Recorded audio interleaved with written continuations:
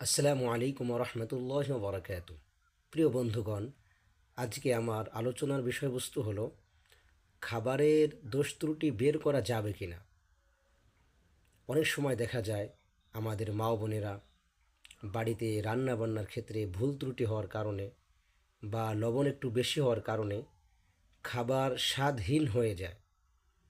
খাবারের মধ্যে তেমন মজা স্বাদ থাকে না, যার কারণে আমরা অনেক সময় দেখা যায় মা বোনদের সাথে ঝগড়া বিবাদ লিপ্ত হই এবং খাবারের দোষ ত্রুটি বের করার চেষ্টা করি, খাবারের দোষ ত্রুটি বের করি।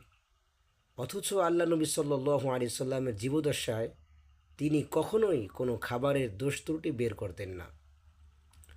বুখারীর রেওয়ায়াত, হজরত আবু হুরায়রা রাদিয়াল্লাহু তাআলা আনহু থেকে বর্ণিত, নবী করিম সাল্লাল্লাহু আলাইহি সাল্লাম ইরশাদ করেন, মা আবান নবিয়্যু সাল্লাল্লাহু আলাইহি সাল্লাম তাআমান কত্তু।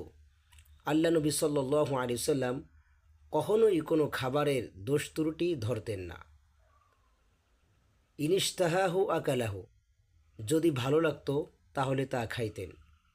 ওয়াইন কারিহাহু তারাকাহু, আর যদি ভালো না লাগতো তাহলে তা রেখে দিতেন।